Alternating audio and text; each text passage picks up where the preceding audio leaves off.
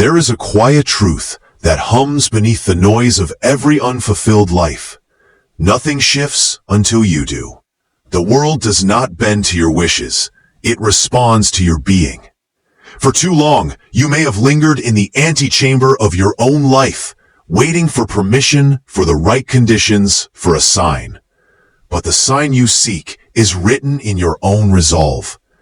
This is not a pursuit of perfection. It is the courageous acceptance of where you are, paired with the unwavering decision to no longer reside there. When you tire of your own potential gathering dust, you will finally meet the only person who can do anything about it, the one in the mirror. This journey is about constructing that person, piece by deliberate piece, not through ephemeral motivation, but through the architecture of purposeful action. Consider this not a wake-up call, but an invitation. The foundation of a remarkable life is laid with a single sobering realization. You are its chief architect. Not circumstance, not lineage, not fortune. You. If the rooms of your life feel out of order, the first step is not to curse the blueprint. It is to pick up your drafting pencil once more. Most never do. They wait for the winds to change, blaming the weather for their stagnation. They point to the economy, their upbringing, their busy schedule, or a lack of support as the reasons their structure remains unbuilt. But a house does not rebuild itself in a storm. It is secured in the calm, through preparation. To take ownership is not to shoulder guilt for every crack in the wall, but to seize the profound power of the repair. It is the moment you exchange the narrative of what was done to you for the authority of what you will do for yourself. This ownership is your keystone. Without it, every effort is built on sand. With it, you build upon bedrock. The weight of responsibility is real, but it is the weight of a tool, not a tomb. It is the heft of the chisel in the sculptor's hand. Yes, you must acknowledge where you have been complicit in your own confinement, where you chose the comfortable lock over the difficult key. This is not an indictment, it is liberation. For if your choices built these walls, your new choices can design the windows, the doors, the open spaces. We often confuse ownership with blame. Blame is a backward-looking burden, a story we tell to explain our stagnation. Ownership is a forward-facing power, a story we tell to authorize our ascent. When you blame, you make yourself a character in someone else's play. When you own, you become the playwright. Stop waiting for a magical convergence of stars. The perfect time is a myth sold to the hesitant. We tell ourselves, we will begin when we feel confident, when we have more resources, when the fear subsides. But these are illusions. Readiness does not precede action. It is born from it. Clarity is not the condition for the journey, but its reward. Do not ask if you feel ready. Ask only, what is the next small, true thing I can build? Then lay that stone. Look at your days, not as you present them, but as you live them. Your habits are your constant, silent craftsmen. Are they building a palace or a prison? The answer is in your rituals, in your untended hours, in the energy you bring to your own hearth. Audit your life with a gentle but ruthless honesty. How do you speak to yourself when you fail? Where do you direct your attention in the empty moments? What do your financial choices say about your priorities? Do not turn from this honesty. Welcome it. This clear-eyed view of your current construction site is your greatest asset. It is not where you are sentenced to stay. It is the only true place from which you can begin. No one is coming to renovate your life for you. This is not a tragedy, but your declaration of independence. The power rests in your hands. You grant the permits. You approve the plans. You become the foreman who shows up at dawn. Not because a whistle blows, but because the vision demands it. If your time is being stolen by distraction, reclaim it. If your energy leaks from ill-fitting commitments, seal it. Your life becomes your masterpiece, not when you dream of it, but when you pick up your tools and begin, today, to build. The transition from passenger to architect is the most profound transformation you will ever undergo. It is the moment you stop asking, "Why is this happening to me?" and start asking, "What am I going to create from this?"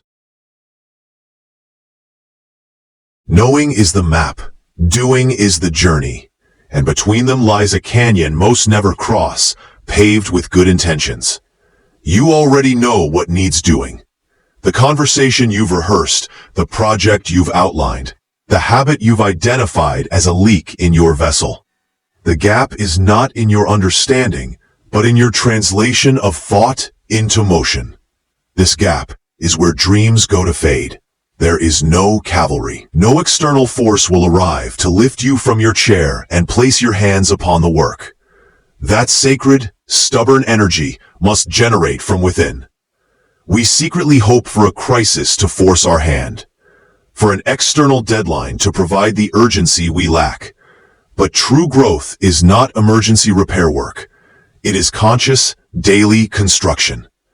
Growth does not bloom in the comfortable soil of someday.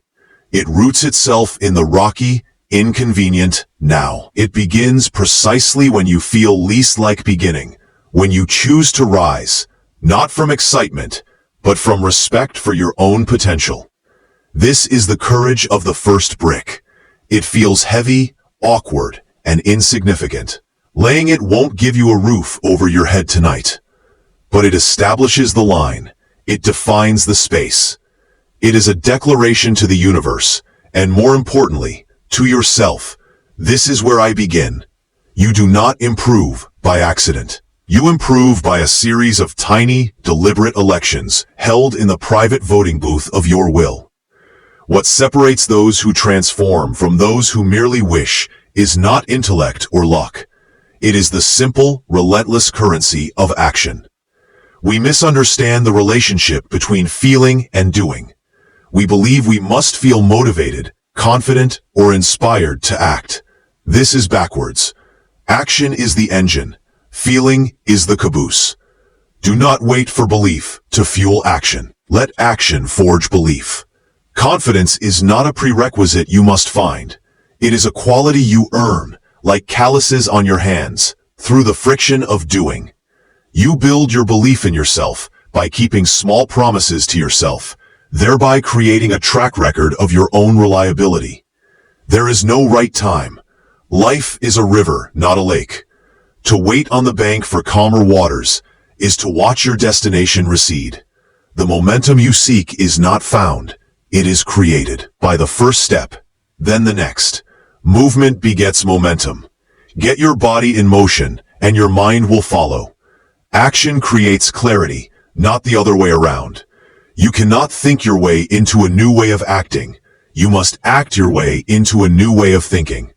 Be ruthless in guarding your priorities, for they are the scaffolding of your future self. Every yes is a no to something else. The life you desire is not a gift to be received, but a testament to be earned, brick by brick, in the quiet hours when no one applauds. This is how character is constructed, by keeping promises to yourself, so small that no one else would notice if you broke them. The disciplined are not those with more hours. They are those who instill each hour with purpose. They have made a pact with themselves. The temporary discomfort of effort is preferable to the permanent ache of regret. So stand. Look at what you have been circling. The unattended task, the unspoken truth, the unbuilt foundation. This is not about a grand, sweeping gesture. It is about the integrity of the next small, right action. Handle it. Not when you feel inspired, but because it is yours to handle. Excellence is not a distant peak. It is the path you carve with every step you take toward what you know, in your bones, must be done. The bridge across the canyon, between knowing and doing, is built not with grand plans, but with humble, consistent bricks of action. Your life's direction is not determined by a single grand turn of the wheel. It is set by the subtle, daily tilt of the helm, your habits. These are the silent, repetitive rituals that sculpt your days, and therefore, your destiny. Unconscious, they steer you onto the rocks. Conscious, they navigate you toward open sea. Your habits are the grammar of your behavior. They structure the story of your life, sentence by sentence. Most lives drift off course, not by storm, but by 1,000 small allowances. The snoozed alarm, the aimless scroll, the deferred decision, the sugary snack when stressed, the complaint voiced instead of the solution sought. These are not innocent choices. They are votes for a life of passivity, comfort, and avoidance.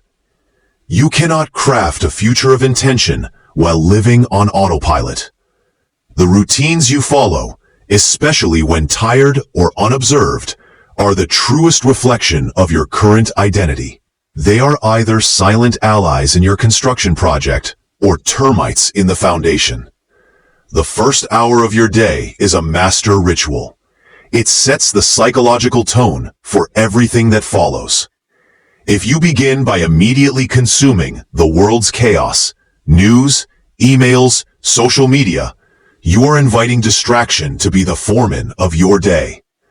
Conversely, if you begin with a moment of silence, a page of reading, a planned priority, or movement for your body, you seize authority. You are telling your nervous system, today, I lead. The same is true for the last hour of your day.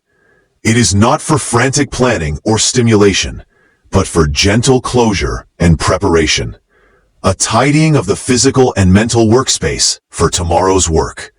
To change your life, you must first become an archaeologist of your own routines. Excavate them without judgment. Track for 1 week what you actually do. When do you wake?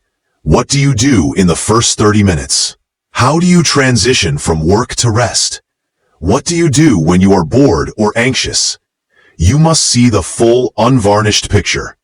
Habits don't care about your feelings. They operate on the logic of repetition and reward. The bad ones offer an immediate, cheap reward. Distraction, sugar, dopamine, at a long-term cost. Foggy mind, poor health, wasted time. The good ones often offer a delayed, richer reward, vitality, accomplishment, peace, for a short-term cost, discipline, effort. The key is not to attack bad habits with willpower alone, but to design them out of existence. Make the right action easier and the wrong action harder. This is environmental design. Want to read more? Place a book on your pillow. Want to scroll less? Delete the apps from your phone and use a browser. Want to eat better? Don't buy the junk food. You must engineer your surroundings to support your desired identity, not your dosing. Discipline is often misunderstood as a grim, teeth-gritting force. True discipline is better understood as ritualized self-respect. It is the series of actions you take because you respect the person you are becoming, too much to betray them with lazy choices. Building a new habit is not about intensity. It is about consistency. It is not the grand 3-hour workout once a month. It is the 15-minute walk every single day. The goal is not to be perfect, but to be connected. To string together enough small wins that they form a cable strong enough to pull you forward. Your habits are either building your best self or reinforcing your weakest self. You cannot serve two masters. Every time you choose the ritual that aligns with your vision, even when it's boring, even when no one sees, you are casting a vote for your new identity. Over time, these votes win the election. You are no longer someone trying to be disciplined. You simply are a person who follows through. The habits cease to be chores and become cherished parts of your day, the non-negotiable pillars that hold your best life aloft. Control your rituals, or they will with quiet certainty.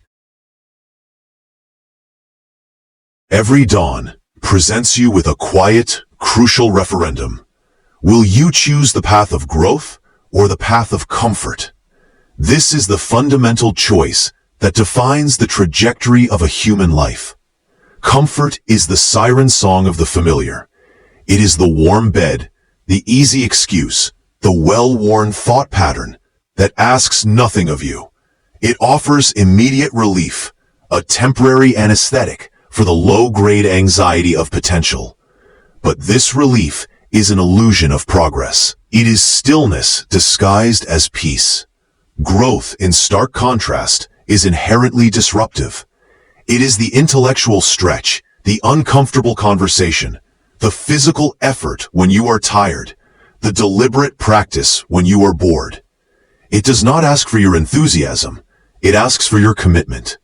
Most people never truly grow because they vote for comfort in 1,000 tiny ways every single day and then wonder why their life feels static. They have conflated the absence of pain with the presence of progress. This is the great misunderstanding. We believe growth should feel good. We think enlightenment, strength, or mastery should arrive in a blaze of inspiration. But the genesis of growth is almost always awkward, effortful, and uncertain. Learning a new skill feels clumsy. Setting a boundary feels terrifying. Waking up for an early workout feels like a betrayal of your sleeping self. This discomfort is not a sign you are on the wrong path. It is the signature authentication of the right one. It is the friction necessary for traction. Your comfort zone is not a place, it is a narrative. It's the story you tell yourself about what you can handle, what you deserve, and what is possible. Each time you choose comfort, you are not just taking a day off, you are adding another sentence to that limiting story. Conversely, each time you lean into a productive stretch, you are editing the manuscript of your own identity. You are gathering evidence that you are more resilient, more capable than your yesterday's self believed. The allure of comfort is its promise of safety. But in a world that is inherently dynamic, safety found in stagnation is a perishable illusion. The biologist's term is homeostasis, the desire of a system to remain the same. But life is not a system meant to stay the same. It is a force meant to evolve. When you resist growth, you are not preserving yourself. You are making yourself brittle, vulnerable to the inevitable changes that will come. Growth, therefore, is not just an ambition. It is an adaptive necessity. So how do you cultivate the discipline to choose growth?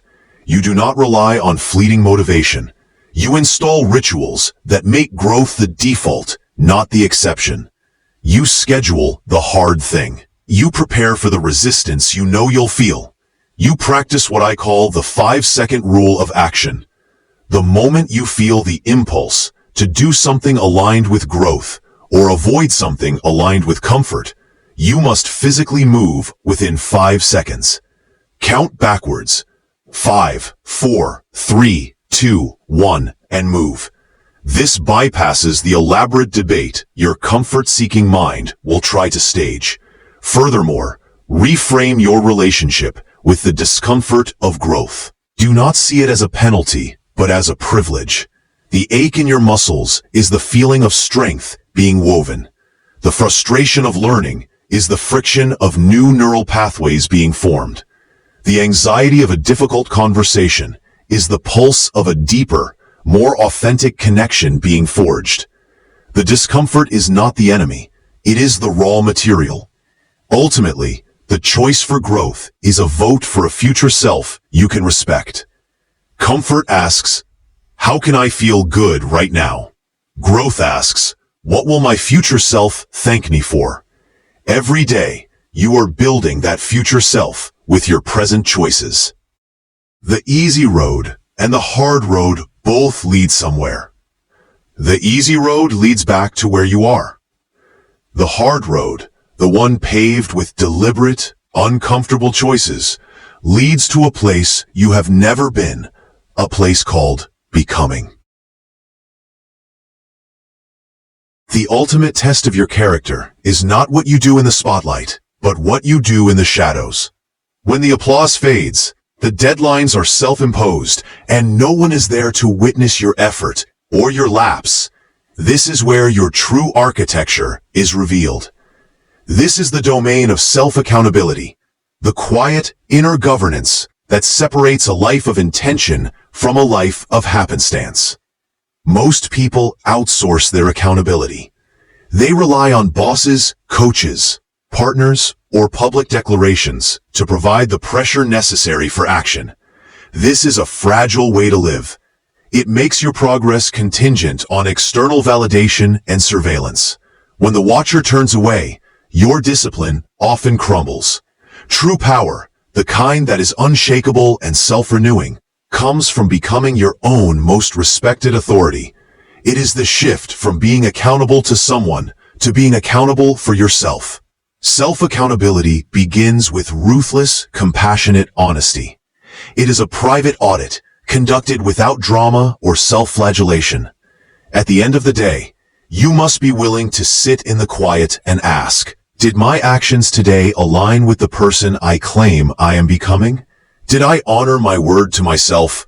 Where did I negotiate with excuses? This is not about achieving a perfect score. It is about maintaining an honest ledger. The goal is awareness, not condemnation. This practice builds what I call integrity of identity. Every time you follow through on a promise you made only to yourself, whether it's to go for that run, to turn off the screen by 10 p.m., to work on your project for one focused hour, you deposit trust into the bank account of your self-worth. You become someone you can rely on. Conversely, every time you break a private promise, you make a withdrawal. A depleted account leads to the chronic condition of low self-trust, which manifests as procrastination, anxiety, and a feeling of helplessness. The machinery of self-accountability requires systems, not just willpower. You cannot track what you do not measure. Simple tools become your allies. A journal for nightly reflection, a calendar where you schedule not just meetings, but your growth-oriented priorities, a habit tracker that provides visual proof of your consistency. These are not chains of obligation. They are mirrors of truth. They externalize your commitment so you cannot look away from it. A crucial component of this sovereignty is how you handle the inevitable stumbles. The unaccountable person uses a failure as proof of their inadequacy and gives up. The self-accountable person treats a failure as data. They conduct a brief, non-emotional post-mortem. What triggered the lapse? What can I adjust in my environment or routine to make the right action easier next time? Then, they recommit immediately, without a week-long drama of starting over on Monday.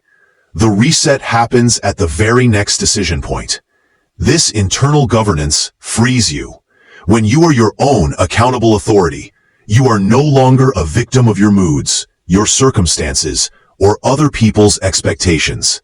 You move from a reactive state to a creative state. You don't need a crisis to force change. You have an internal compass guiding your daily renovations. The discipline you cultivate in private becomes the unspoken confidence you carry in public. You stop needing to announce your progress because your progress, built brick by accountable brick, becomes self-evident. You are no longer waiting to be led. You have learned to lead yourself. You do not find your best self. You build it through a deliberate act of embodiment. There is a powerful, often overlooked truth. You become what you consistently do, but you can accelerate that becoming by starting to act as if you already are. This is not about deception or pretension. It is about behavioral prototyping, using your present actions as the blueprint to construct your future identity. Between who you are and who you want to be lies a gap. Most people stare across this gap, waiting for a transformation to happen so they can finally act differently. This is backwards. The bridge across the gap is built with the bricks of present tense behavior. You close the distance, not by waiting to feel like that person, but by asking a simple, revolutionary question. What would the person I am becoming do right now? That future version of you, the one who is fit, focused, and fearless, already exists as a potential pattern within you. Your work is to align your current choices with that pattern. If that person wakes up early, you set the alarm. If that person speaks with calm authority, you practice modulating your voice in a challenging moment. If that person finishes what they start, you complete the task before you, however small. You are not faking it. You are practicing it. You are rehearsing for the leading role in your own life. This process of embodiment works because action shapes belief far more powerfully than belief shapes action. Your brain is a meaning-making machine that looks at your behavior to infer your identity. When you consistently act with discipline, your brain begins to conclude, I am a disciplined person. This new self-concept then makes future disciplined actions feel more natural and authentic. You create a positive feedback loop. Action reinforces identity, which inspires further aligned action. Begin with the physical. Posture, pace, grooming, and presence are the first languages of identity. The person you are becoming carries themselves with a certain assuredness. Embody that. Move with purpose. Dress in a way that reflects your self-respect, even if you're alone. The external anchors the internal. Then, move to the realm of decision-making. The future you makes choices based on long-term value, not short-term impulse. In every moment of choice, what to eat, how to respond to criticism, where to direct your attention, pause and ask the embodying question. What would my best self choose here? This creates a moment of conscious space between stimulus and response, where your highest potential can guide you. This is not a one-time performance. It is a daily, moment-to-moment practice of alignment. There will be days you feel like an imposter. That is okay. The feeling of imposter syndrome is often just the growing pains of a new identity pushing against the old one. Keep embodying. Your habits, your speech, your routines, let them all be living homages to the person you are in the process of creating. In time, a profound shift occurs. The line between acting as if and being begins to blur. The practiced behaviors become ingrained. The chosen responses become automatic. You realize you are no longer building the bridge to your future self. You have arrived, and you are now standing on the foundation you laid, ready to envision and embody an even greater version. You have learned the most important creative act. You are both the sculptor and the clay, and you shape yourself by how you move through the world today. Between your current reality and your highest potential lies a tangled thicket, not of circumstances, but of stories. These are the narratives you have authored, inherited, and absorbed about who you are, what you deserve, and what is possible. They are the whispered justifications that begin with, I can't, because, and the silent scripts that declare, people like me don't. These stories are the invisible architecture of your limitations. To build your best self, you must first become an archaeologist of your own inner narrative, and then, with deliberate care, dismantle the tales that no longer serve your becoming. Every excuse is a story in miniature. I'm too tired. I don't have the time. It's not the right moment. These are not facts. They are interpretations, and they function as psychological shields. They protect you from effort, from evaluation, and most of all, from the terrifying and liberating uncertainty of genuine endeavor. An excuse is a story you tell yourself to make inaction acceptable. It trades temporary comfort for permanent stagnation. The first step of unburdening is to recognize these excuses for what they are. Fictional narratives designed to preserve a comfortable yet unfulfilled status quo. Deeper still are the core narratives, The foundational myths of your identity. I'm not a disciplined person. I'm bad with money. I'm not a natural leader. I always mess things up. These are not personality traits. They are conclusions drawn from a selective reading of past events, often reinforced by years of repetition. Your brain, seeking consistency, then filters your experiences to confirm these stories, creating a self-fulfilling prophecy of limitation. You live down to the expectations of your own personal myth. The work of unburdening is twofold: deconstruction and reconstruction. First, you must catch the story in the act. When you hear yourself thinking or stating a limiting belief, pause.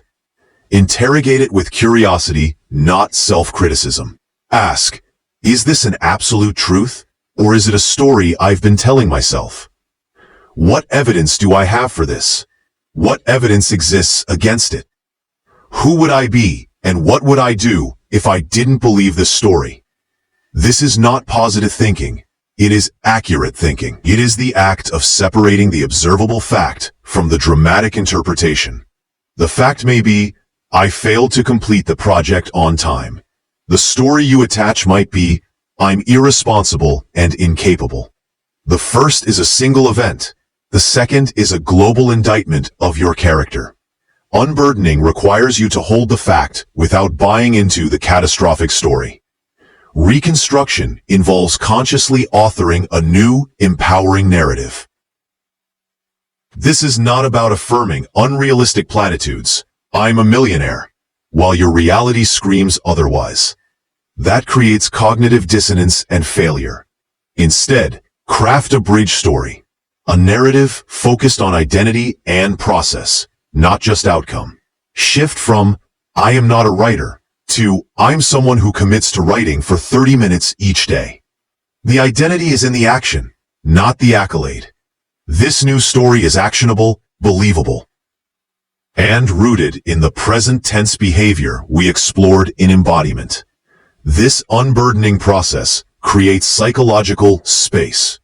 As you release the weight of old, constricting stories, you create room for agency, creativity, and resilience. You begin to see challenges not as proof of your inadequacy, but as plot points in a new story of growth and capability. A setback becomes a lesson instead of a pattern. A fear becomes a signal to prepare instead of a sign to retreat. Letting go of these stories can feel like a loss of self, because for so long, they were your self-definition. There may be a strange grief in releasing the familiar, even if it was painful. But this unburdening is the essential preparation for building. You cannot construct a stable, magnificent new structure on a foundation cluttered with the rubble of old, crumbling myths. Clear the site. With compassion and courage, examine each story you carry. Thank it for whatever protection it once offered. And then, if it hinders your growth, lay it down. Your future is waiting to be written not by the ghosts of your past narratives, but by the deliberate, story-conscious actions of your present self. We meticulously track our finances, guarding our monetary currency with budgets and plans. Yet we spend our mental currency, our attention, with reckless abandon, as if it were an infinite resource. This is a fundamental error. Your attention is not just a faculty, it is the very substance of your lived experience. What you attend to becomes your reality. Therefore, mastering the economy of your attention is not a productivity hack. It is the practice of reality creation. It is deciding, moment by moment, what you will allow to constitute your world.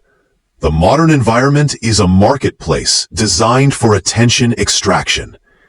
Every ping, notification, headline, and algorithmically curated feed is a bid for your most precious asset. To live without an attention budget is to be perpetually bankrupt, your mental capital drained by forces indifferent to your growth. You end the day feeling busy yet hollow, informed yet unwise, connected yet isolated, a clear sign your attention has been spent, not invested. To become your best self, you must transition from a consumer of attention to a custodian of it. This begins with a ruthless audit. For 1 week, become a scientist of your own focus. Track not just where your time goes, but where your deep attention goes. How many hours are spent in states of fragmented, reactive scanning versus deep, proactive creation or connection? You will likely discover that vast tracts of your mental landscape are being leased out to the lowest bidders. The principles of this economy are simple. You must invest, you must save, and you must protect. Investment means allocating large, uninterrupted blocks of your highest quality attention to your most meaningful priorities. The deep work on your project, the present-minded conversation with a loved one, the reflective reading that expands your mind. This is attention deployed as capital for compound growth. Saving means creating periods of intentional non-stimulation. This is the mental equivalent of a high-yield savings account.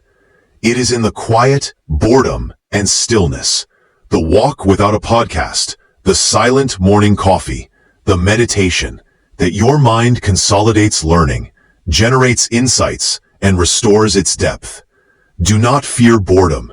It is the forge of creativity. Saving your attention from constant expenditure allows it to accrue value. Protection is the active defense of your attention capital. This requires the installation of boundaries, both technological and social.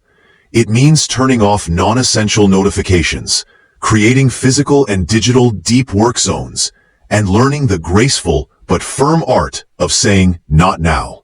It means recognizing that a request for your time is fundamentally a request for your attention, and you have a right to evaluate its worth against your core investments. This economy also requires you to audit the quality of your attention's diet. Just as food becomes your body's cells, the information and media you consume become the fabric of your thoughts and emotions. Consuming a constant stream of outrage, frivolity, or fear will shape a mind prone to reactivity and anxiety. Consuming ideas of depth, beauty, and solution will shape a mind capable of clarity and construction. You are not just what you eat, you are what you attend to. Mastering your attention economy leads to a profound sense of sovereignty. You stop feeling like a pinball, bounced between the flippers of external demands. You begin to direct the beam of your consciousness with purpose. Your days feel longer and richer, not because time has expanded, but because your presence within it has deepened. You reclaim the authority to decide what is worthy of shaping your inner world. In the end, the life you experience is the sum total of what you have paid attention to.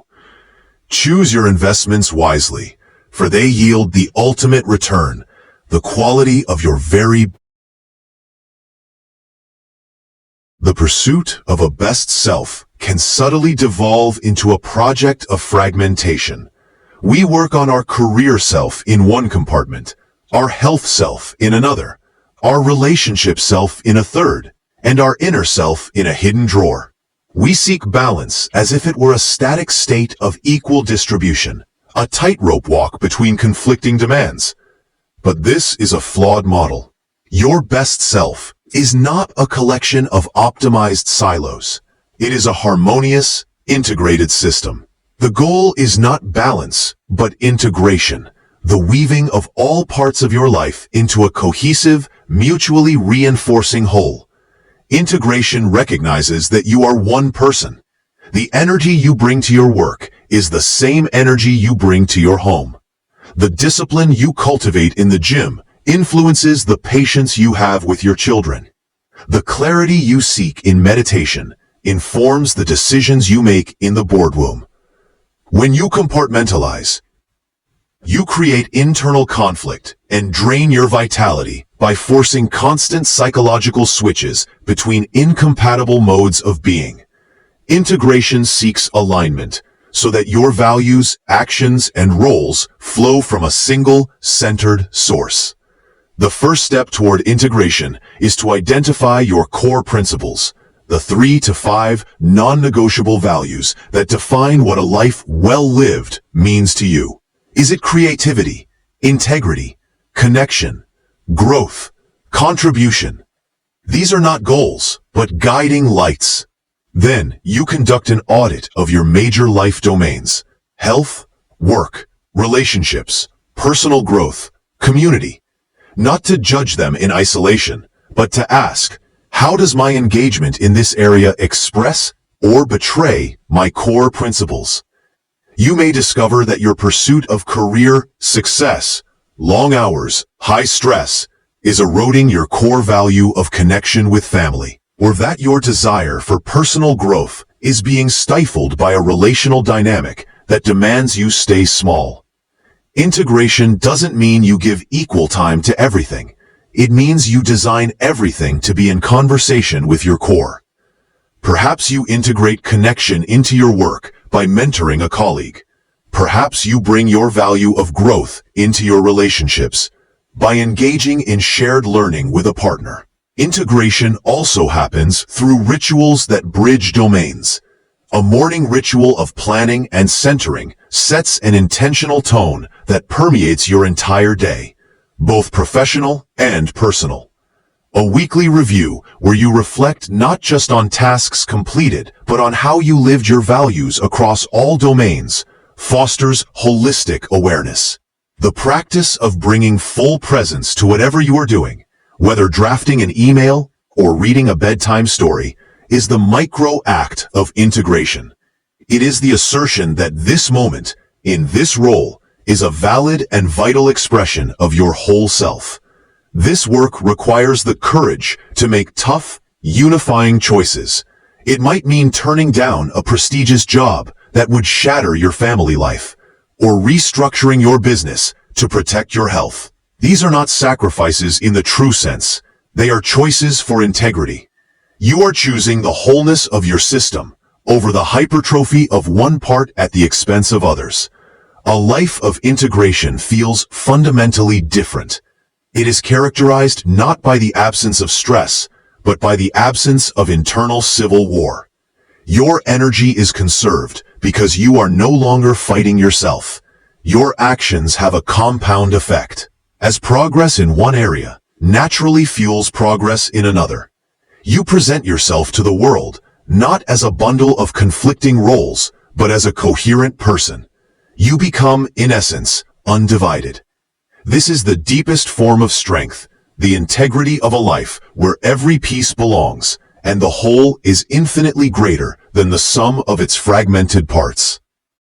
The best self is not a peak you reach in one area, but a plateau of harmonious elevation across the entire landscape of your life. A life aimed at becoming your best self is not a path cleared of obstacles. It is a path defined by them. The common cultural narrative sells resilience as a kind of heroic bounce back, an imperviousness to shock. This is a misunderstanding. True resilience is not armor that deflects blows. It is the capacity of a system to be stressed, altered, and to emerge reconfigured, stronger, wiser, and more adaptable at the broken places. It is not about avoiding the fire, but understanding that you are the alchemist, and difficulty is your essential reagent. You must reframe your relationship with challenge, setback, and outright failure. These are not intermissions in your growth story. They are the crucible in which the core elements of your character are purified and combined into something new and more valuable. The goal is not an unbroken streak of wins, but an increasing mastery of the process of metamorphosis through friction. Every significant transformation in nature, from coal to diamond, from caterpillar to butterfly, requires pressure, darkness, and the dissolution of the old form. Begin by examining your personal mythology around struggle. What stories did you learn? that struggle is a sign of doing something wrong, that failure is a permanent stain on your record. These narratives are toxic to resilience. You must consciously cultivate a new mythology, one that views struggle as information and failure as feedback. The weightlifter does not see the heavy barbell as an enemy to be avoided, but as the precise stimulus required to trigger muscular growth. Adopt this mindset for your psychological and emotional musculature. When difficulty arises, train yourself to engage in a three-part practice of refinement. The pause of perception. Before reacting, insert a conscious pause in this space. Separate the event from your interpretation of the event. The event is neutral. The project was rejected. The story you immediately tell, "I'm a fraud, this proves I can't succeed," is the raw material you must work with. This pause is the moment you seize the alchemist's tongs, preventing the hot metal of experience from burning you and instead allowing you to shape it. The inquiry of integration. Ask refining questions. Not, "Why is this happening to me?" but "What is this happening for me? What is it asking me to learn, to release, or to develop? Where is my current approach insufficient? What hidden strength is this situation forcing to the surface?" This is the process of adding the catalyst to the mixture. It transforms passive suffering into active investigation. The act of reconfiguration. Based on your inquiry, take one small, deliberate action that embodies the lesson. If the feedback was about preparation, reconfigure your planning ritual. If it was about courage, reconfigure your approach to risk. If it was about patience, reconfigure your timeline. This action, however minor, is the act of forging the new shape. It moves the experience from the theoretical realm into the physical reality of your changed behavior. This process builds what I call anti-fragility, the quality of systems that gain from disorder, volatility, and stress. A fragile vase shatters under shock. A resilient rubber ball bounces back. An anti-fragile system, like your immune system or evolving business, uses the shock to become stronger and more capable. Your aim is to make your character anti-fragile.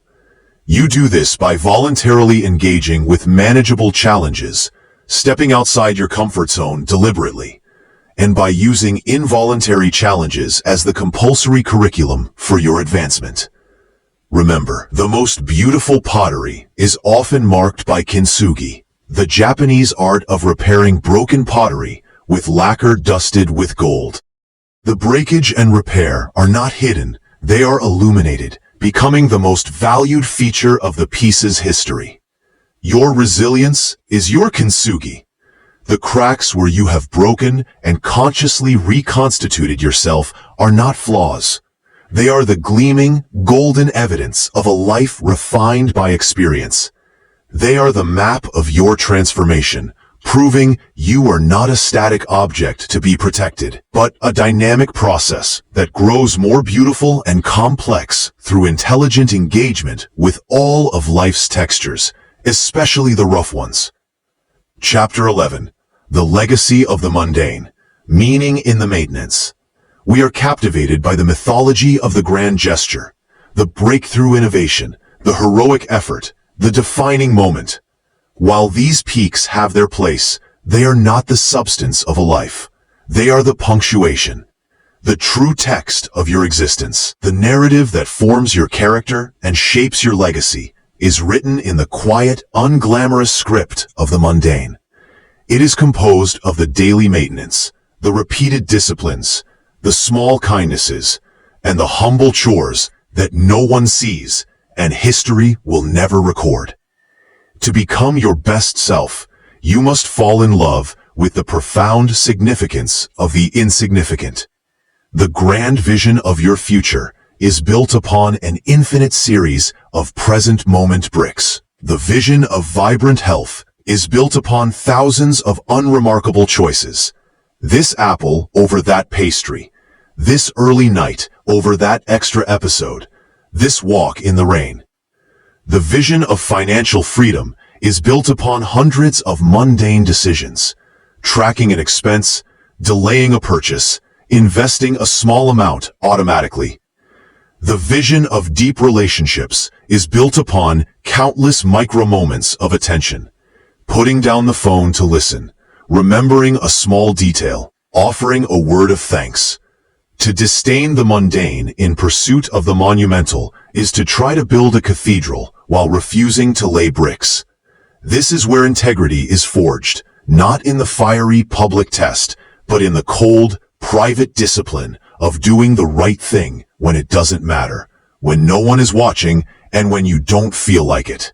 Making your bed, completing the report with care, even if you think no one will read it closely. Speaking with respect to a stranger, honoring a promise you made only to yourself. These acts are moral and spiritual calisthenics. They strengthen the muscle of your character in preparation for the days when the weight will be heavy and the eyes of the world upon you.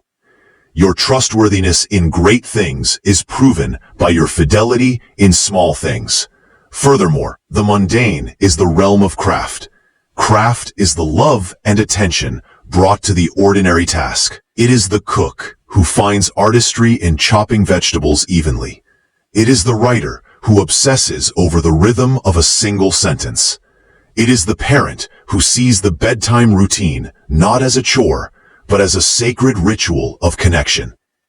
When you approach the mundane with the spirit of a craftsperson, you inject the daily grind with dignity and purpose. You transform maintenance from a burden into a practice of mindfulness and excellence. You begin to see that there are no ordinary moments. There are only moments we have not yet learned to see with extraordinary attention. Your legacy, in the end, will be less about the one brilliant thing you did, and more about the texture of life you created for yourself and those around you through your daily habits. It will be the feeling of peace in your home because you maintained order. It will be the health you enjoyed because you maintained your body. It will be the trust you earned because you maintained. This is a legacy built not in the dramatic climax, but in the faithful, quiet continuity of the second act. Therefore, audit your attitude toward the mundane. Do you rush through it, resent it, outsource it, or ignore it? If so, you are missing the very fabric of your life. Choose one area of mundane maintenance: your physical space, your administrative tasks, your physical health, your financial record keeping, and for 1 month, engage with it as a sacred craft. Bring full presence to it. Seek to do it with elegance and care. You will discover a hidden well of peace and power. You will understand that in the faithful tending of the small, the ordinary, and the repetitive, you are not just passing time. You are weaving the enduring tapestry of a life lived with integrity. A life where every thread, no matter how humble, is placed with intention. Chapter 12. The Continuum of Becoming. The Journey as the Destination. At the outset of this journey, you may have harbored a silent hope that there is a finish line, a point at which you will have become your best self. The work will be complete, and you will arrive at a plateau of permanent fulfillment. It is a comforting illusion, but an illusion nonetheless. The most vital understanding you can integrate is that becoming is a continuum, not a completion. The destination is not a place you reach, but a manner of traveling. Your best self is not a static statue to be unveiled. It is a river, constantly flowing, shaping its banks and being shaped by them, forever in a state of dynamic becoming. The moment you believe you have arrived is the moment you begin to stagnate. Complacency sets in. The growth mindset hardens into a fixed identity. I am now the best version of myself. This is a psychological cul-de-sac. True mastery in any field, art, sport, leadership, living, is characterized by a beginner's mind, a perpetual curiosity, and the recognition that there is always a deeper layer, a finer adjustment, a broader perspective. The master is not someone who knows everything, but someone who is most deeply engaged in the endless process of learning. Embrace, then, the concept of progressive realization. Your vision of your best self will, and should, evolve. The person you aspired to be 5 years ago would likely be inadequate for the challenges and opportunities of your life today. As you grow, your horizon expands. What once seemed a peak becomes a foothill, revealing new, higher ranges to explore. This is not failure, it is the success of expanded consciousness. Your goals will change, your values will refine, and your understanding of best will mature. The work is to align yourself with this evolving expression, not to cling to an outdated blueprint. This requires a fundamental shift from a goal-oriented mindset to a practice-oriented mindset. Goals are points on the map, useful for direction, but lifeless once reached. Practices are the mode of transport, the walking, the sailing, the journeying itself. Center your identity, not on being a success, a goal, but on practicing excellence. Not on being enlightened, but on practicing awareness. Your primary question shifts from, have I achieved it, to, am I faithfully engaged in the practices that cultivate it? This liberates you from the tyranny of future outcomes and plants you firmly in the fertile ground of present action. On this continuum, there is no such thing as going back to square one. Every experience, every success, every setback is integrated into the person you are becoming. You spiral upward, revisiting similar lessons at higher levels of complexity and understanding. What you learned about discipline in building a workout habit now applies to managing a team. What you learned about resilience from a personal loss now informs how you lead an organization through crisis. You are not on a linear track with a start and end. You are on an ascending spiral, where the journey itself accumulates into your wisdom and character. Therefore, release the pressure of a final arrival. Find the profound joy and peace, not in crossing a finish line, but in the rhythm of your stride, the quality of your attention, and the commitment to the daily practice of becoming. Your life is not a problem to be solved, but a work of art to be continuously crafted. The canvas is never full. The song is never fully sung. The masterpiece is in the act of painting, the beauty in the act of singing. To become your best self is to fall in love with the process of becoming itself, to wake each day not as a finished product, but as a conscious, grateful, and active participant in your own endless, magnificent unfolding. The journey is the destination. The becoming is the being. This is the secret of a life truly lived. Chapter 13, The Ecology of Growth, Cultivating Your Personal Ecosystem. We often envision growth as a solitary endeavor, a lone climber scaling a sheer cliff face. This is a powerful but incomplete metaphor. While the final effort is yours alone, the conditions for that ascent are cultivated within a broader system. Your progress does not occur in a vacuum. It unfolds within a personal ecosystem, a dynamic network of inputs, influences, and environments that either nourish or poison your potential. To become your best self, you must evolve from a determined individual into a wise ecologist, consciously tending to the garden in which your growth is meant to flourish. Your ecosystem is composed of 3 interdependent layers: your internal environment, mindset, physiology, self-talk; your relational environment, the people with whom you consistently interact; and your physical digital environment, your spaces, tools, and information streams. Ignoring any one layer can stunt your growth, as toxins in one area will inevitably seep into the others. A negative relational environment, cynical peers, will pollute your internal self-talk. A chaotic physical environment, a cluttered, distracting workspace, will fray your focus and discipline. First, become a cartographer of your current ecosystem. Audit each layer with detached curiosity. Internal environment. What is the dominant emotional weather pattern of your inner world? Is it anxious, calm, critical, or curious? What do you feed your mind? What are your default thoughts upon waking or facing a challenge? This is the soil quality of your garden. Relational environment. Who are the 5 people you spend the most time with? Do their conversations expand or contract your sense of possibility? Do they embody the values you aspire to? Do they challenge you with care or comfort you in complacency? These are the companion plants in your garden. Some are nurturing, others are weeds that choke your light. Physical, digital environment. Does your home support rest and focus, or chaos and distraction? Does your digital diet consist of wisdom and inspiration, or outrage and trivia? Are your tools organized for ease of use, or do they create friction? This is the sunlight, water, and layout of your garden. With this map in hand, you begin the work of conscious cultivation.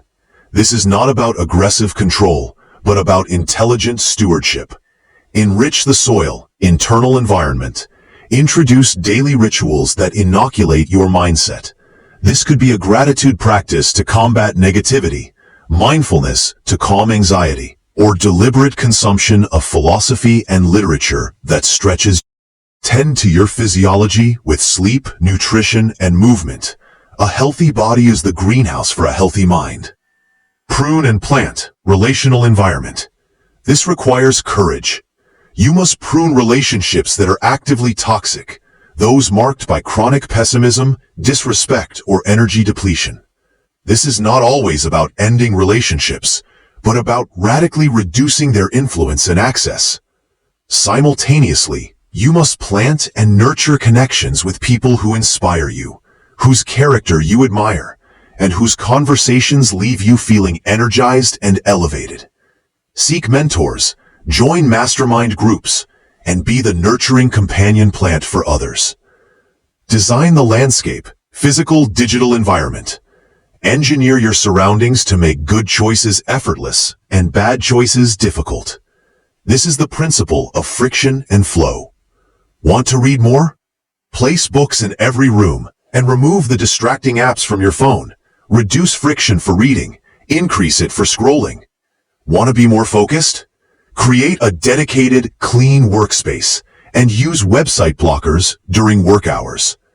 Your environment should be a silent ally to your aspirations, constantly pulling you toward your best self without you having to exert conscious willpower. An ecosystem is a living, reciprocal system. As you tend to it, it begins to tend to you. A supportive relational environment reinforces your positive internal dialogue. A serene physical environment lowers your physiological stress, clearing mental space for creativity.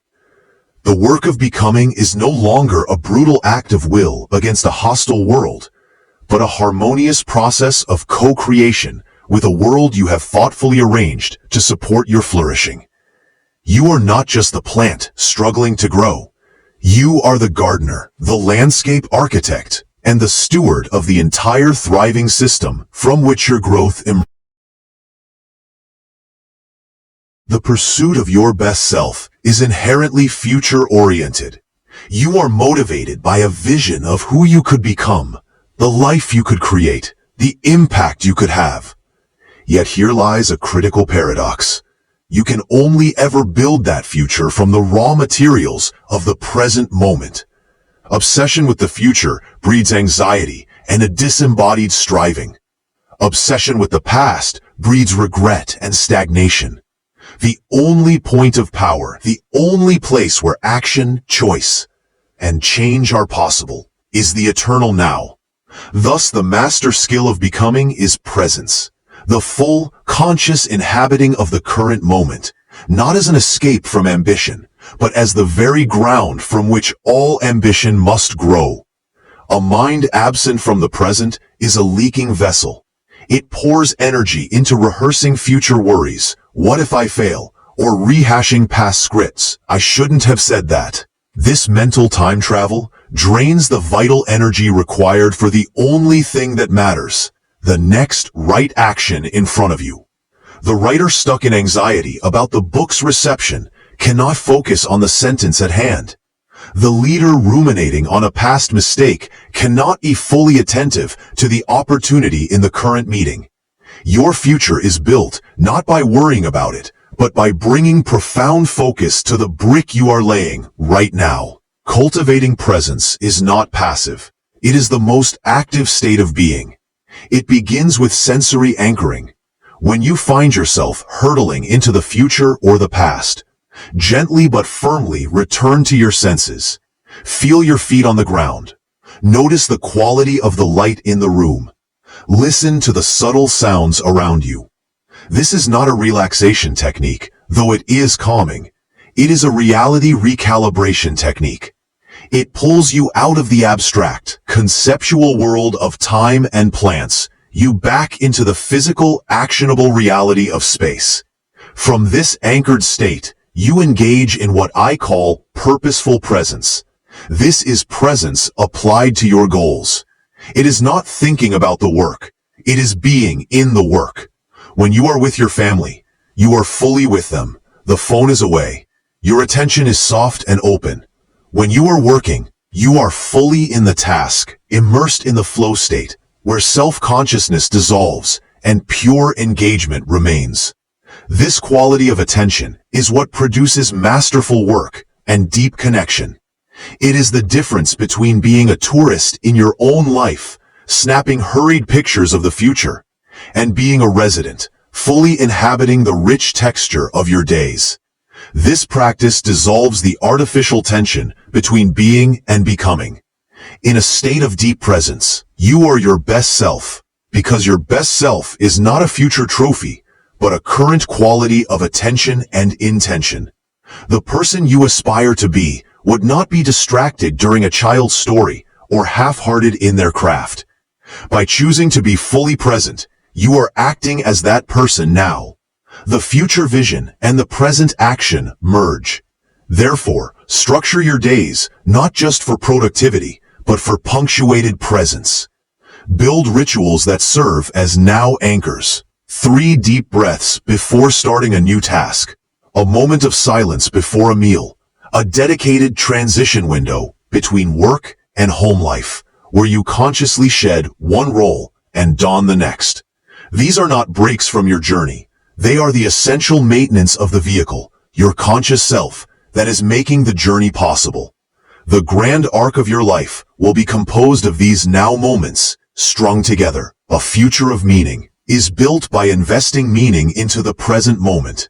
A future of accomplishment is built by accomplishing the single task before you by fully inhabiting the now. You do not abandon your future. You construct it with the only materials you will ever have. This breath, this decision, this action, fully attended to. The path to your highest potential runs directly through the center of your current, ordinary, extraordinary awareness. Chapter 15.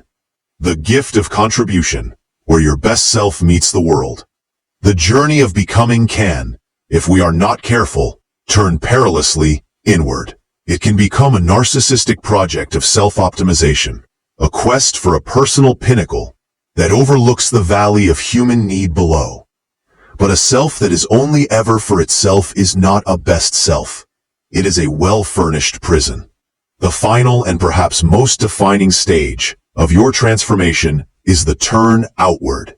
Your growth finds its ultimate meaning, validation, and expansion not when you hoard it, but when you contribute it. Your best self is not an endpoint. It is a resource for the world. Contribution is the force that completes the circuit of growth. Energy flows in, is transformed within you through discipline and learning, and must then flow out in service to something beyond yourself. Without this outflow, the energy stagnates. You may achieve goals, but they will taste of emptiness. Contribution is what transforms success into significance. It answers the haunting question that often arises after personal achievement. Is this all there is? This contribution need not be grandiose. It is not solely about philanthropy or world-changing innovation. It is about conscious utility. It is asking a simple, powerful question in any situation. How can I be useful here? This reframes your role from a passive consumer of experiences or an anxious performer seeking validation to an active agent of value.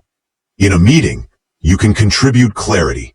In a friendship, you can contribute attentive listening. In your community, you can contribute your specific skill, editing a newsletter, fixing a fence, mentoring a youth. You shift your identity from "what can I get" to "what can I give." This orientation does not deplete you. It paradoxically energizes and defines you. In the act of contributing your growing skills, wisdom, and presence, you receive powerful feedback about who you are becoming. You see your knowledge applied, your compassion in action, your strength supporting others.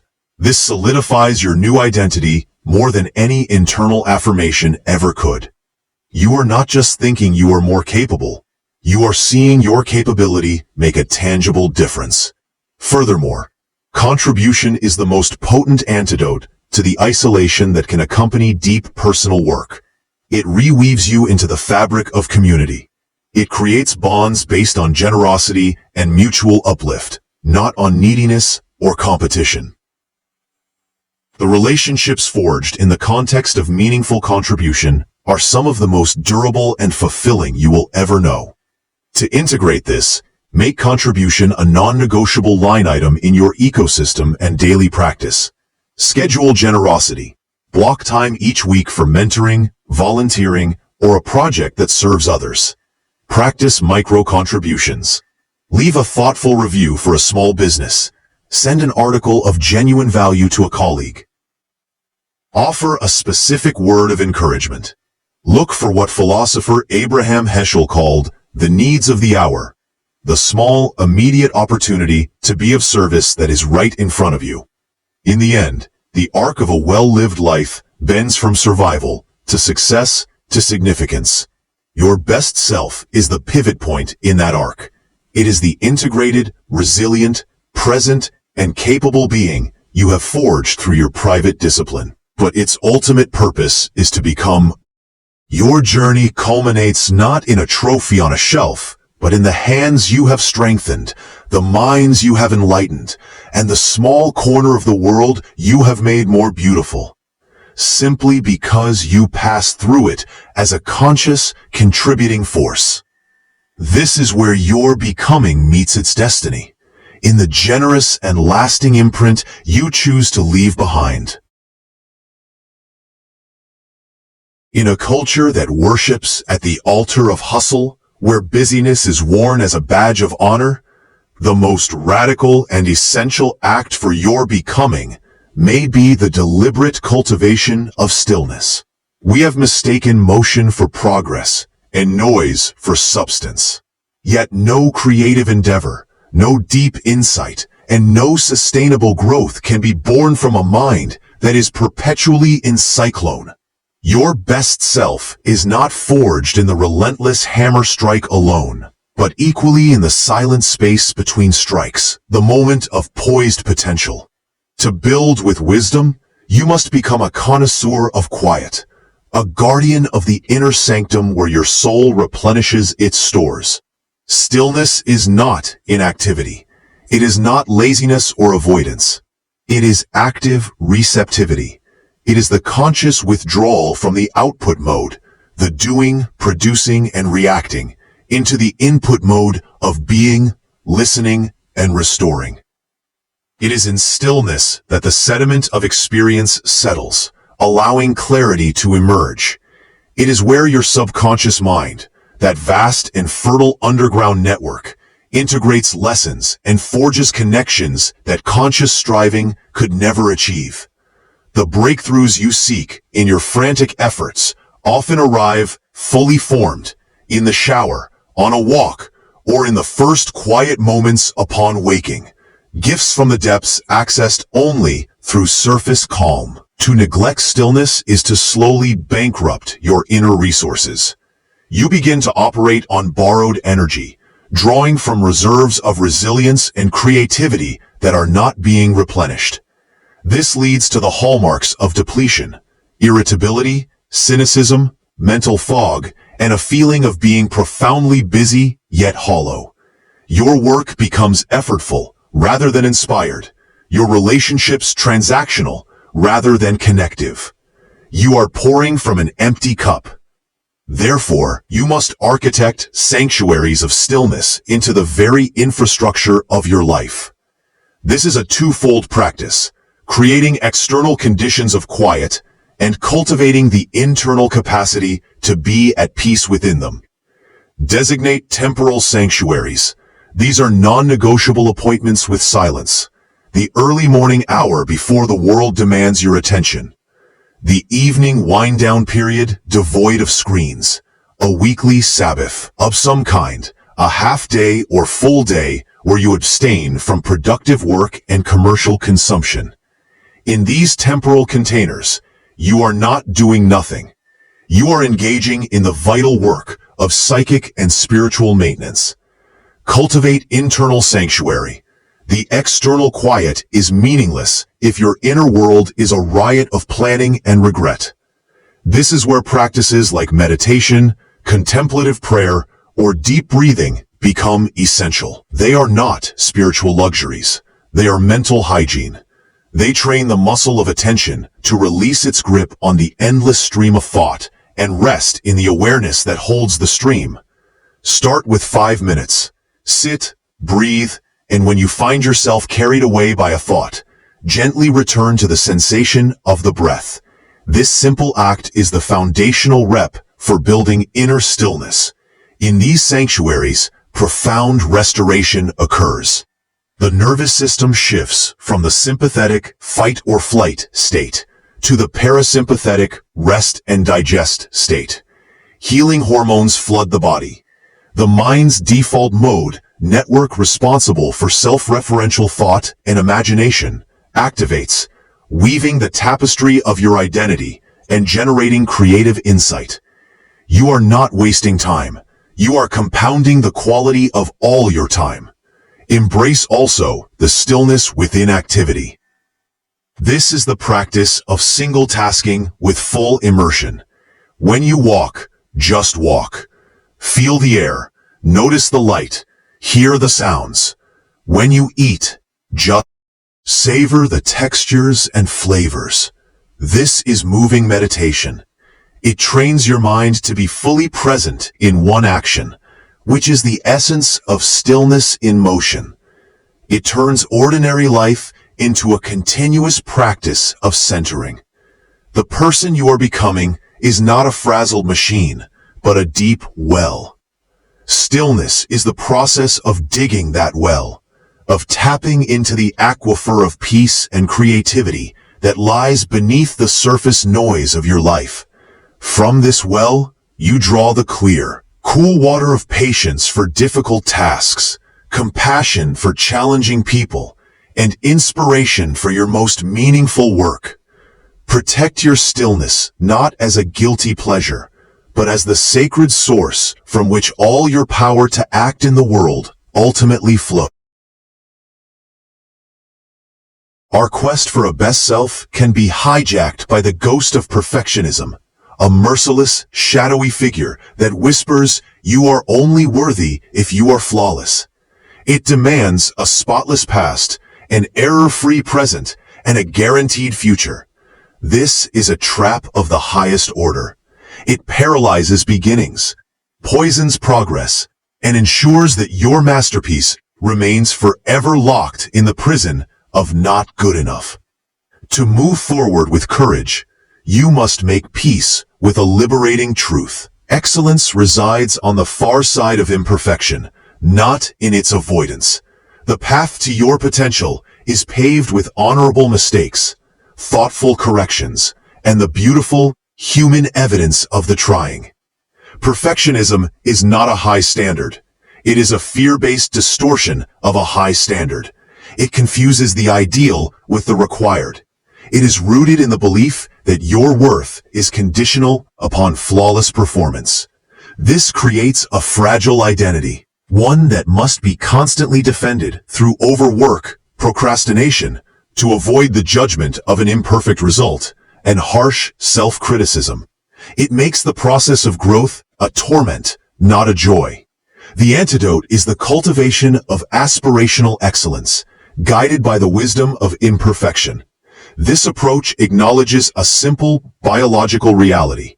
All living systems grow through trial, feedback, and adaptation. A child does not walk perfectly on the first attempt. They stumble, adjust, and try again. Your psychological and creative growth follows the same algorithm. Your first draft, your first business plan, your first attempt at a difficult conversation, these are not final judgments on your ability. They are data-rich prototypes, the essential rough sketches from which a refined vision will emerge.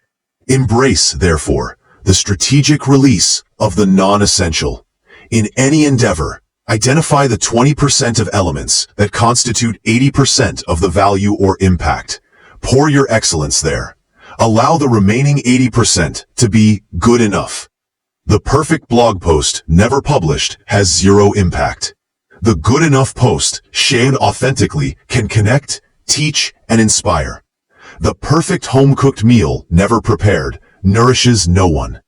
The simple, lovingly made meal feeds body and soul. This is the pragmatism of the wise builder.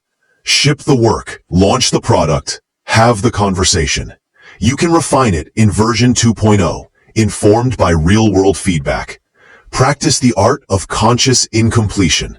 Leave a painting with one corner intentionally unresolved.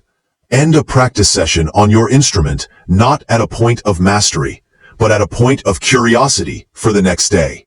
This trains your nervous system to tolerate and even appreciate the unfinished.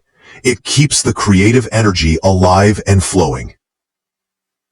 Preventing the stagnation that occurs when something is declared final and therefore dead.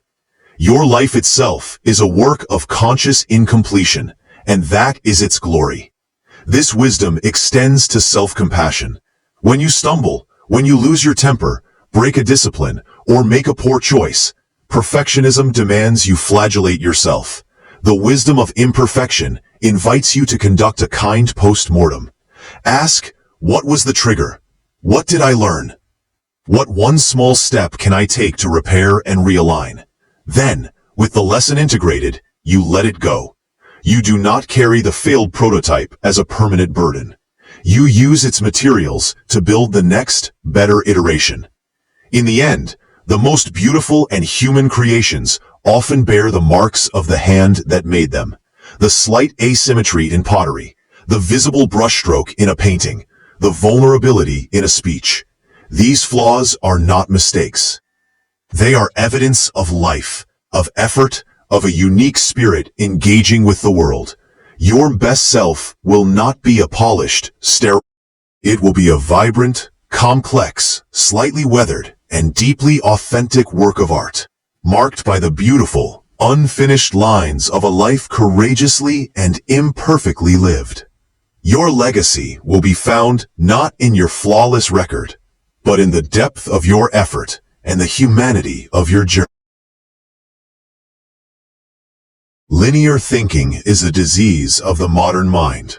We chart progress on a graph that only goes up and to the right. We believe every day should be more productive than the last, every quarter more successful than the one before. But this is a fundamental misreading of nature, of which you are an inseparable part. Life does not grow in a straight line. It unfolds in seasons. There are seasons of explosive growth, spring, of consolidated strength and fruition, summer, of release and harvest, autumn, and of deep rest and inwardness, winter. To force perpetual summer is to invite burnout.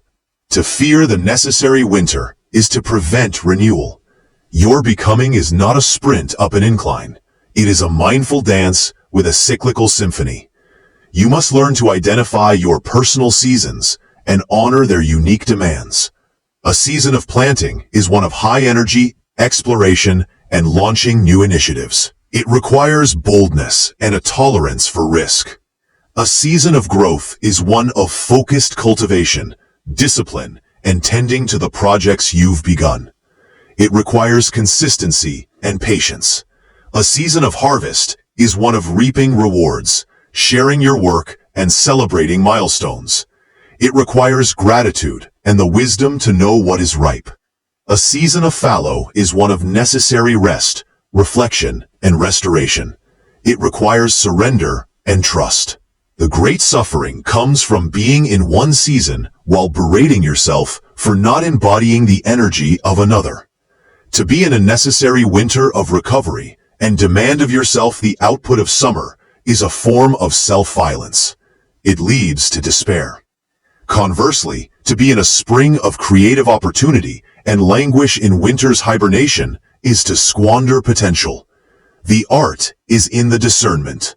Begin by attuning to your own inner weather. Check your emotional and energetic barometer regularly. Are you feeling expansive and creative? Perhaps it's spring. Are you feeling focused and strong? Perhaps it's summer. Are you feeling weary and in need of simplification? Perhaps it's autumn or winter.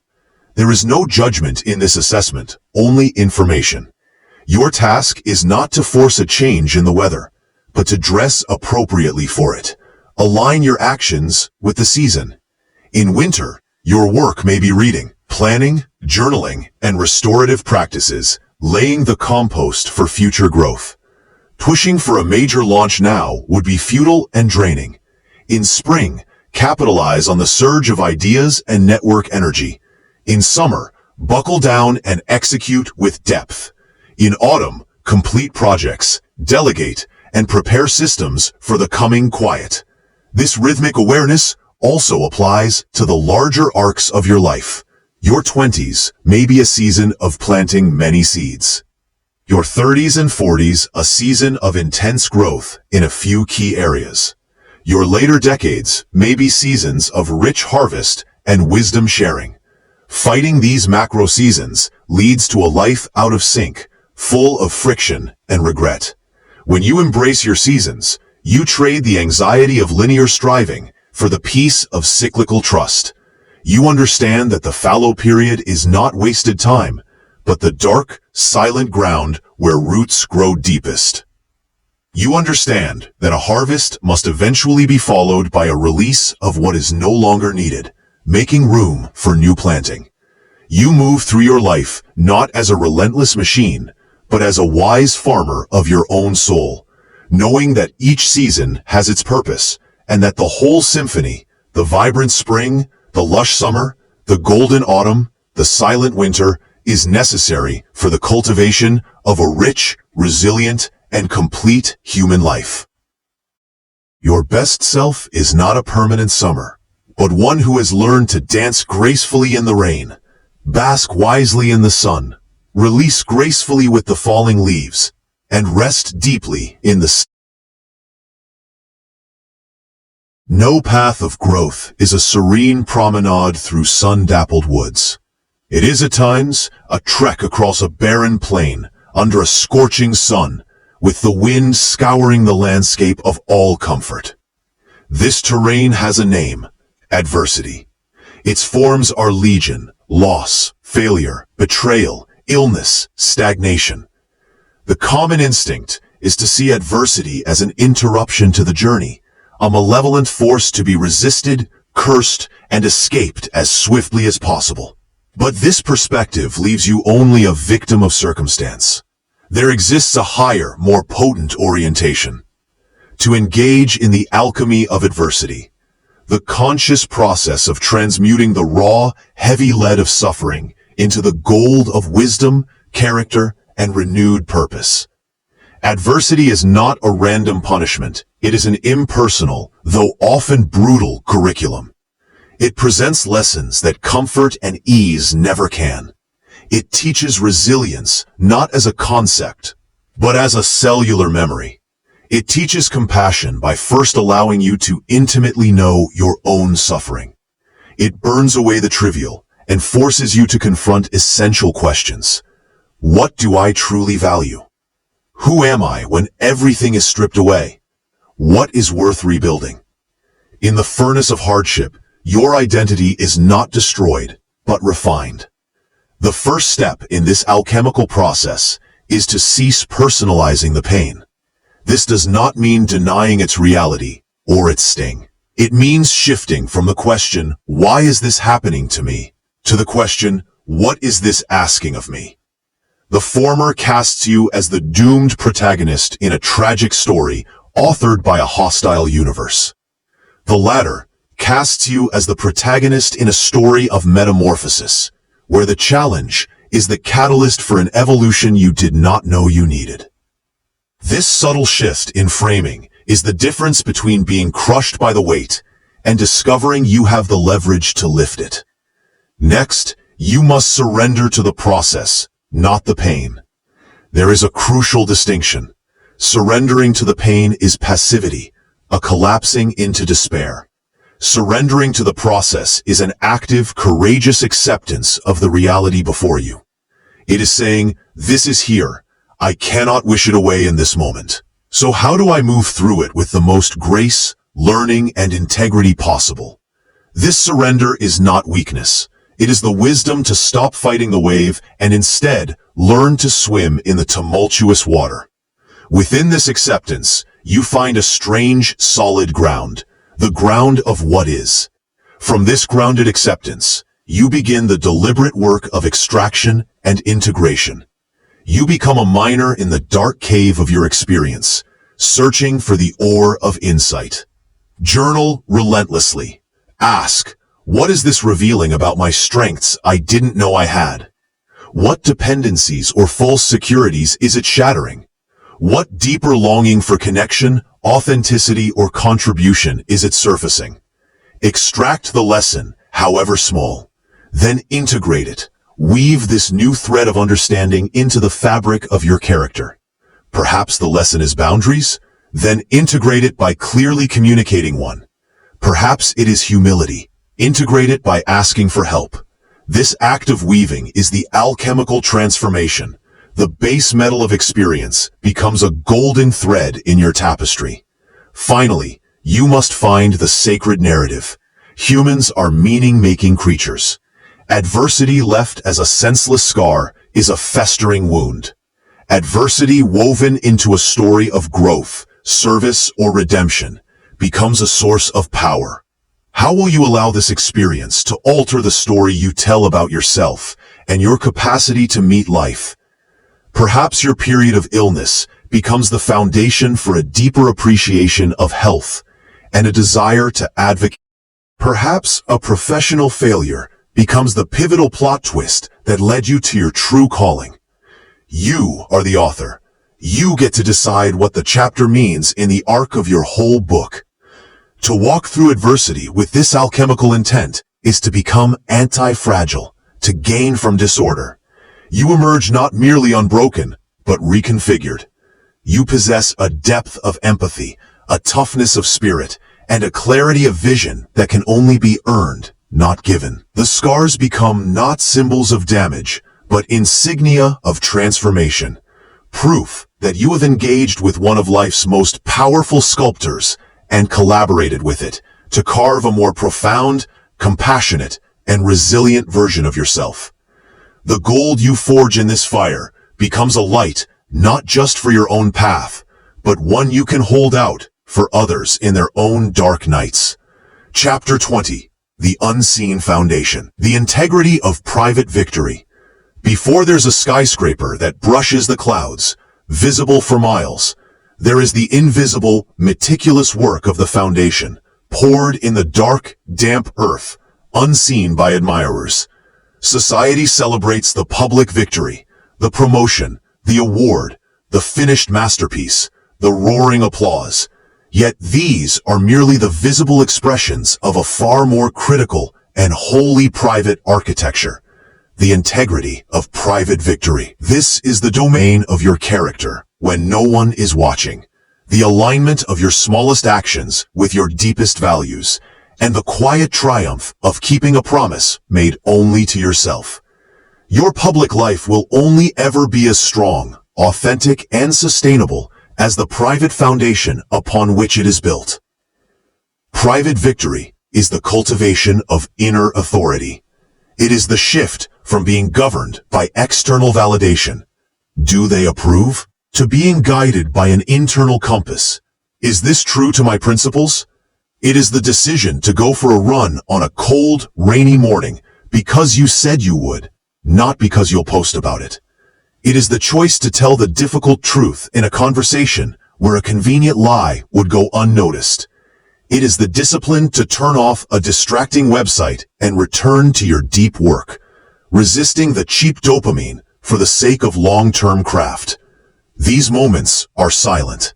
They earn no accolades, but each one is a steel rod driven into the bedrock of your self-trust. This work is granular. It happens in the micro decisions that form the molecular structure of your day. How do you speak to yourself when you make a mistake? With contempt or with the firm kindness of a coach? How do you handle a minor temptation that conflicts with a goal? Do you negotiate or do you remember your commitment and walk away? How do you spend the stray 15 minutes between obligations, in frantic scrolling or in purposeful reflection? The sum of these infinitesimal choices is your character. They determine whether you are a person of casual convenience or of conscious integrity. The cornerstone of this private foundation is self-honesty without self-flagellation. You must become a relentless auditor of your own motives and actions, but from a place of objective curiosity, not shameful judgment. At the end of the day, in the quiet, ask, where did I cut a corner today? And tell myself it didn't matter. Where did I choose comfort over courage? Where did I align perfectly with my stated values? Do not turn this into a guilt ledger. Turn it into a calibration tool. The purpose is not to punish the past self, but to instruct the future self. This rigorous private practice has a paradoxical effect. It creates a profound sense of ease in your public life. When your foundation is solid, you no longer need to manage your image or perform a version of yourself. You can be spontaneous because your spontaneous actions are likely to flow from a well-integrated character. You can be vulnerable because your self-worth is not perched precariously on public opinion, but anchored in the private knowledge of your own integrity. You can lead with authority because your authority comes from the quiet confidence of someone who has learned to lead themselves first. Ultimately, the pursuit of private victory is the most sacred form of self-respect. It is the daily act of proving to yourself that you are trustworthy, capable, and principled. The trophies may gather dust, the applause will fade, but the silent, accumulated dignity of 1,000 private victories becomes an unshakable inner citadel. From this stronghold of self-earned respect, you can engage with the world not from need, but from generosity. Not from insecurity, but from grounded power. Your best self is not the one on the stage under the spotlight. It is the one in the empty room, doing the right thing simply because it is right. Building an unseen foundation so strong that whatever you choose to construct upon it will stand, unshakable through any storm. Chapter 21. The Infinite Horizon. Contribution as the Compass. A life devoted solely to the project of self-improvement, no matter how refined, risks becoming a beautifully crafted, empty vessel. It is a journey that circles ever inward, towards a center that can become a vortex of self-obsession.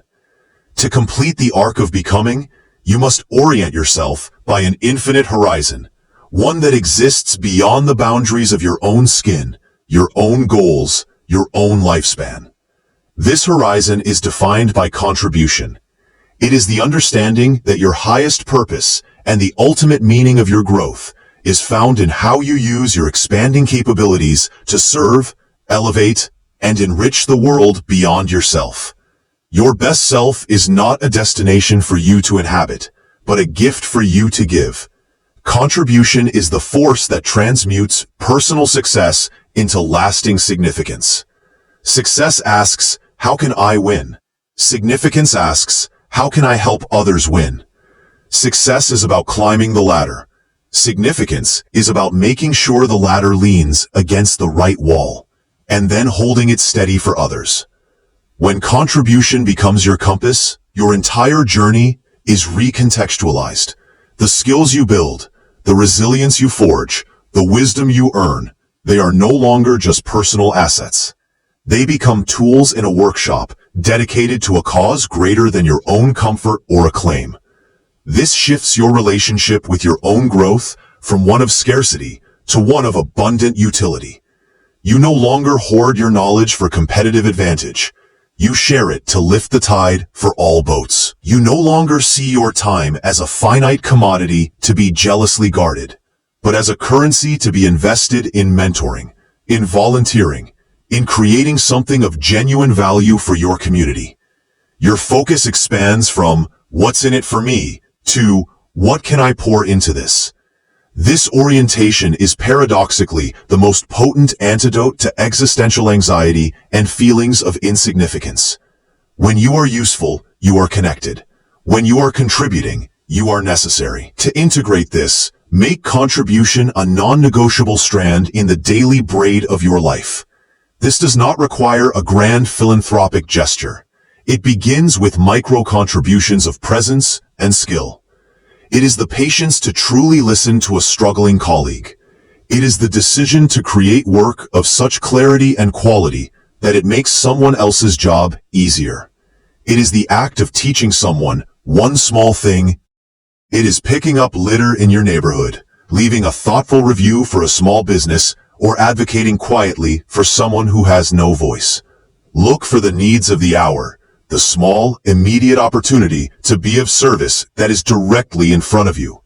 As you mature in your capacity, your contributions will naturally scale in impact. You may move from helping one person to designing systems that help hundreds. You may move from sharing an idea to building an institution that embodies it. But the principle remains the same. Your growth is not for you. It is through you. You are a channel. The purpose of deepening your channel is not to admire its depth, but to increase the volume and purity of the life-giving water that can flow through it to a parched world. In the end, the most profound question you can ask is not, "What did I achieve?" but "What did I contribute?" What did you make better, easier, kinder, or more beautiful because you passed this way? Your legacy will not be the weight of your possessions or the length of your CV, but the echo of your generosity in the lives of others. It will be the wisdom you implanted, the courage you inspired, the hope you kindled. By setting your compass by the infinite horizon of contribution, you ensure that your journey of becoming never ends, but simply expands, rippling outward into the future long after you are gone, as the lasting and loving imprint of a life that was lived, not just for itself, but as a gift. Chapter 22. The depth of your dialogue, the questions that shape a life. The quality of your life is not determined by the answers you possess, but by the questions you consistently ask. Most people live inside the answers to questions they inherited in childhood, or absorbed from a noisy culture. How can I be safe? How can I be liked? How can I get more?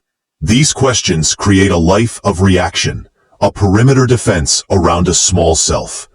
To become your best self, you must consciously change your inner dialogue by installing new, more profound, and generative questions. Your mind is a relentless answer-generating machine. Your sovereignty lies in choosing the problems it works on. The foundational shift is from questions of acquisition to questions of contribution and character. Instead of "What do I want to get today?" begin asking, "What do I want to give today?" and "What quality of person do I want to be today?" This single pivot reorients your entire psychic energy from consumption to creation, from lack to abundance. Your daily actions become answers to these higher inquiries.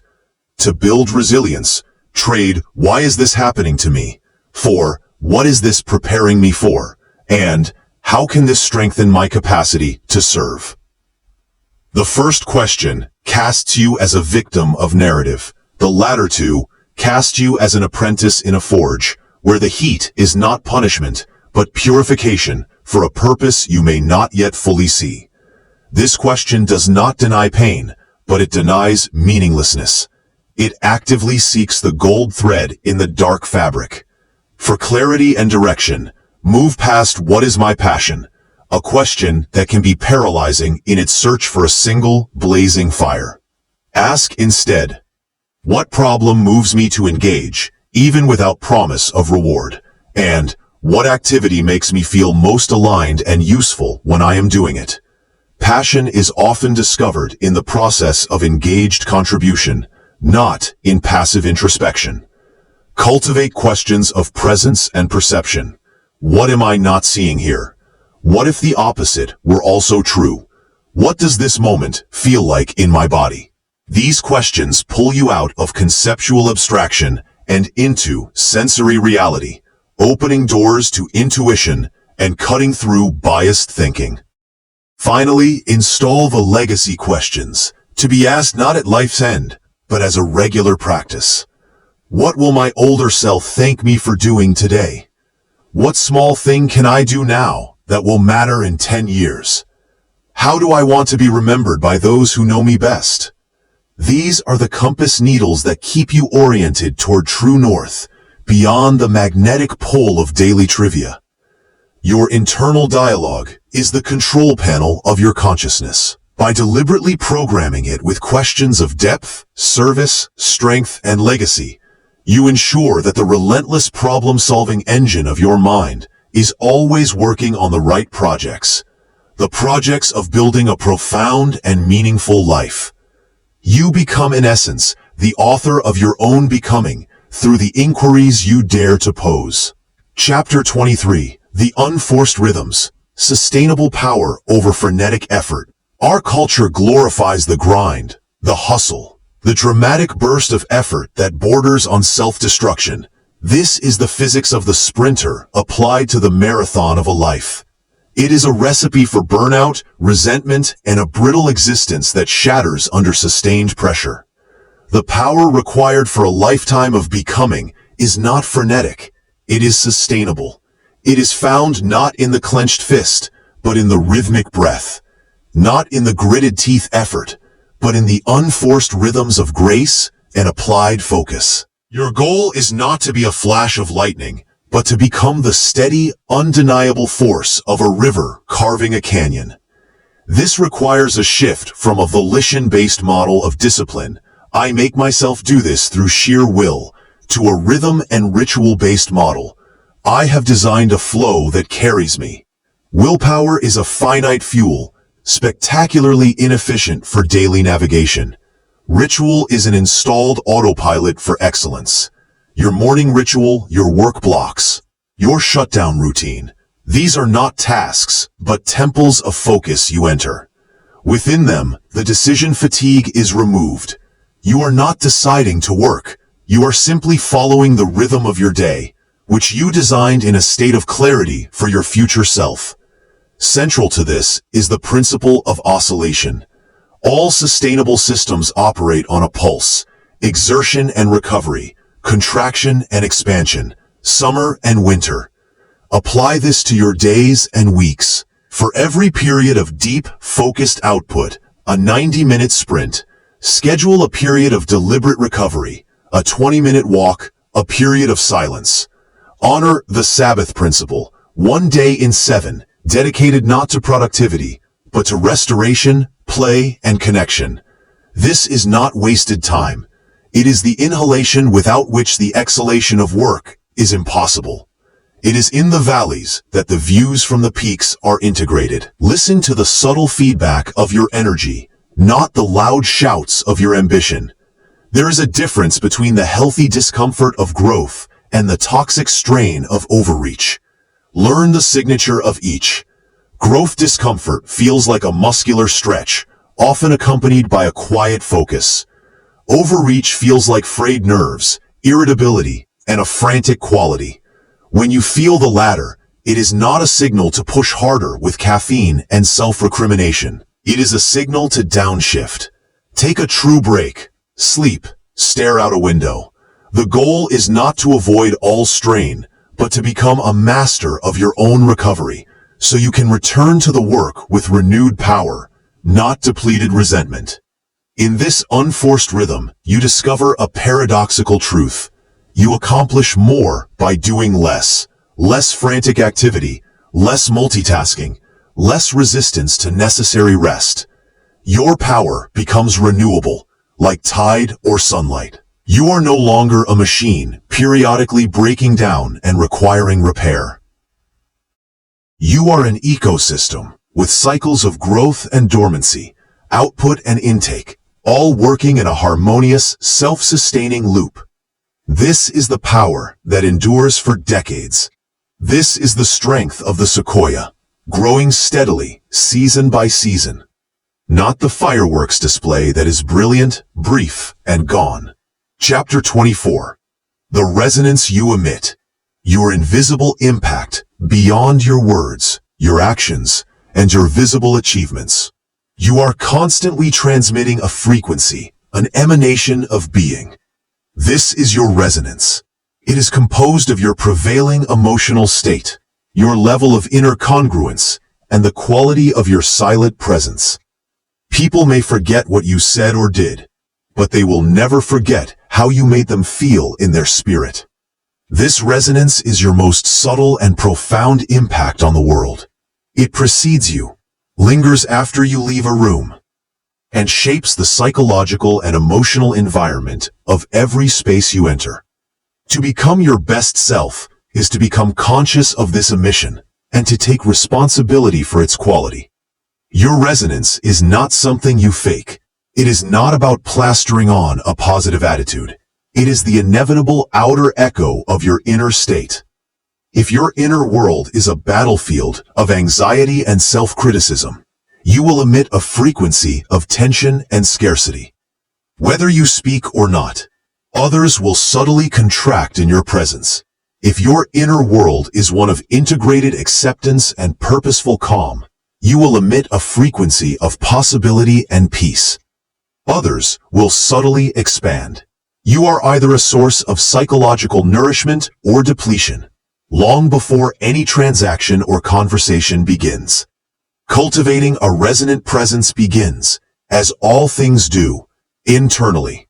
You must clean your inner house. This means doing the work of the previous chapters, integrating your shadow, quieting the critical inner voice, aligning with your values, finding peace with imperfection. You cannot emit a frequency of peace if you are at war with yourself. Meditation, contemplative walks, and journaling are not self-indulgent. They are hygiene for your emanation. They settle the sediment so the water of your being can become clear. Next, practice conscious embodiment. Before entering a significant interaction, a meeting, a homecoming, a difficult conversation, take 60 seconds. Breathe deeply. Center yourself. Set a silent intention. May my presence here be helpful. May I listen fully. May I respond from clarity, not reaction. This is not magic.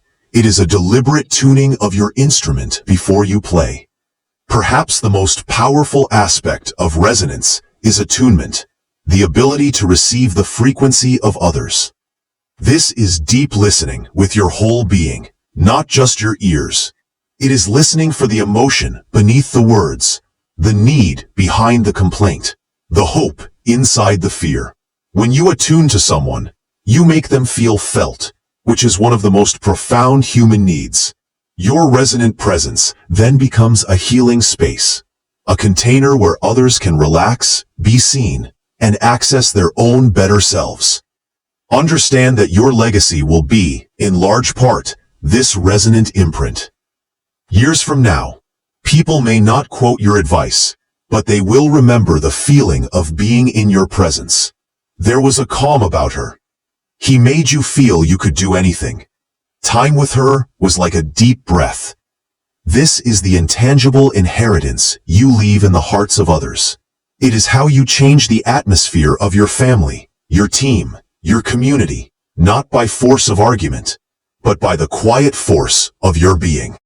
By mastering your inner state, You become a silent architect of the emotional and spiritual world around you, leaving a trail of uplifted spaces and empowered hearts in the wake of a life well lived. Uplifted spaces and empowered